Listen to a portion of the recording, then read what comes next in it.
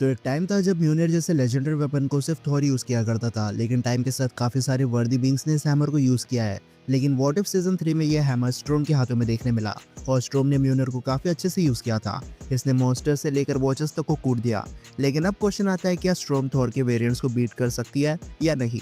इसलिए आज हम वॉट इफ सीजन 3 की स्ट्रोम की सुपर बैटल करने वाले हैं थॉर के 4 वेरिएंट्स के साथ। तो सबसे पहले बात करते हैं पार्टी थॉर की। अब ये हमें सबसे पहले वॉट इफ सीजन 1 में देखने मिला, जहाँ ओडिन अपने ओडिन स्लीप में होता है और थॉर लाइफ को एंजॉय करने के लिए मिडगार्ड पर आता है। बट पार्टी थॉर की कैप्टन मार्वल के साथ लड़ाई भी हो जाती है और तब हमें पता चलता है कि थॉर अभी काफी यंग है, इसलिए वो अपनी फाइट्स को ज्यादा सीरियसली नहीं लेता और ना ही थॉर अभी अपने फुल पोटेंशियल पर है। लेकिन फिर भी इसने बिना किसी एफर्ट के कैप्टन मार्वल को बीट किया। जब वॉचर्स ने गार्डियंस ऑफ द मल्टीवर्स की टीम बनाई, तब पार्टी थॉर भी उसका एक मेंबर बन गया था और थॉर अकेला इतना कैपेबल नहीं था कि इन्फिनिटी अल्ट्रॉन को बीट कर पाए। लेकिन टीम के साथ मिलकर थॉर ने काफी अच्छी टक्कर दी थी अल्ट्रॉन को और मुझे लगा सीजन 3 में ये वर्जन हमें फिर से देखने मिलेगा, लेकिन ऐसा कुछ नहीं हुआ। इसके बाद सेकंड सीजन में हमें 1602 थॉर देखने मिला। अब ये भी थॉर का वर्जन है, लेकिन ये गॉड ऑफ थंडर नहीं है। ये स्पेसिफिक यूनिवर्स का थोड़ा एक डिग्रेडेड वर्जन था। इसके पास ना तो गॉडली स्ट्रेंथ थी और ना ही किसी टाइप का म्यूनियर और स्टोर्म ब्रेकर। वो वेपन्स के नाम पर ये सिर्फ एक स्वॉर्ड को यूज करता है और लाइटनिंग पावर से ही यूज कर सकता है। बट कैप्टन कार्टर को ज्यादा प्रॉब्लम नहीं हुई थी थॉर के साथ डील करने में।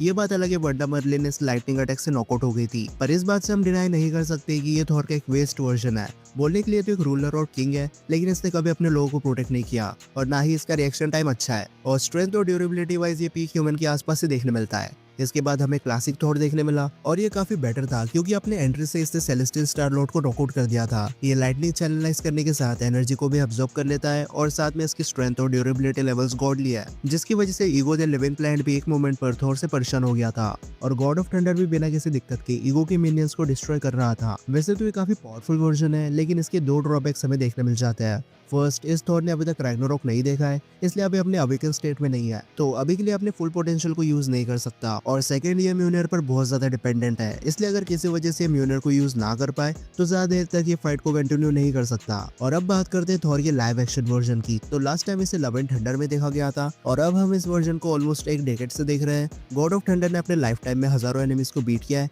जिसमें कुछ मॉन्स्टर्स, स्काई फादर और गॉड बुचर्स भी थे। और अभी तो थॉर सिर्फ 1500 साल का है। ह्यूमंस के लिए ये नंबर बहुत बड़ा है, लेकिन एसगार्डियंस में थॉर अभी भी यंग फेज में है। ये बात अलग है, थॉर कई बार मरते मरते बचा है, बट थॉर अकेला ऐसा बीइंग है जिसकी स्ट्रेंथ और ड्यूरेबिलिटी फीट्स कोई मैच नहीं कर सकता। साथ में थॉर के पास अब दो वेपन्स देखने मिल जाते हैं। म्यूनियर के बारे में तो हम सबको पता है और स्टोन ब्रेकर खुद एक प्लांट डिस्ट्रॉयर है।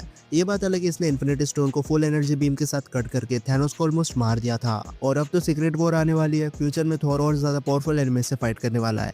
लेकिन अब बात करते हैं कंक्लूजन की। तो स्ट्रोम एक काफी सीरियस कैरेक्टर है, जबकि पार्टी थॉर एक फनी बीइंग है। इसलिए नॉर्मल सी बात है, जब ये दोनों एक दूसरे के सामने आएंगे तब थॉर स्ट्रोम को सीरियसली नहीं लेने वाला, बट स्ट्रोम स्टार्टिंग से अपने फुल पोटेंशियल को यूज करना शुरू कर देगी और हंसी मजाक के चक्कर में थॉर नॉकआउट भी हो सकता है। इसलिए अभी के लिए पार्टी थॉर वॉट स्ट्रोम को बीट नहीं कर सकता। इसके पास 1602 वाला जो थॉर है उसके पास तो पावर्स है, लेकिन आखिर में एक डिग्रेडेड वर्जन है। ये वेरिएंट कार्टर के सामने इतनी ज्यादा स्ट्रगल कर रहा था, तो स्ट्रोम के पास तो म्यूनियर और लाइटनिंग पावर्स भी देखने मिल जाती है। हो सकता है स्ट्रोम के लाइटनिंग पावर से थॉर को कुछ ना हो, लेकिन ये वेरिएंट वर्दी नहीं है, इसलिए म्यूनियर के अटैक से खुद को प्रोटेक्ट नहीं कर पाएगा। इसलिए स्ट्रेंथ और एबिलिटीज में बहुत ज्यादा गैप होने की वजह से ये वर्जन भी स्ट्रोम के सामने हार जाएगा। और रही बात अब क्लासिक थॉर की, तो इसके फीट्स काफी इंप्रेसिव है, बट अगेन ये डिपेंडेंट है अपने म्यूनियर पर। और स्ट्रोम का बैटल आईक्यू काफी अच्छा है, इसलिए वो थॉर को देखकर उसके बैटल टेक्निक को समझ जाएगी। पर अब स्ट्रोम अपने वॉचर पावर का यूज करके म्यूनियर को काफी दूर टेलीपोर्ट कर देगी, जहाँ से वापस आने में इस हैमर को काफी टाइम लग जाएगा। हैमर ना होने की वजह से थॉर अपने फुल पोटेंशियल को यूज नहीं कर पाएगा और लाइटनिंग पावर्स तो वैसे भी स्ट्रोम के ऊपर काम नहीं करने वाली,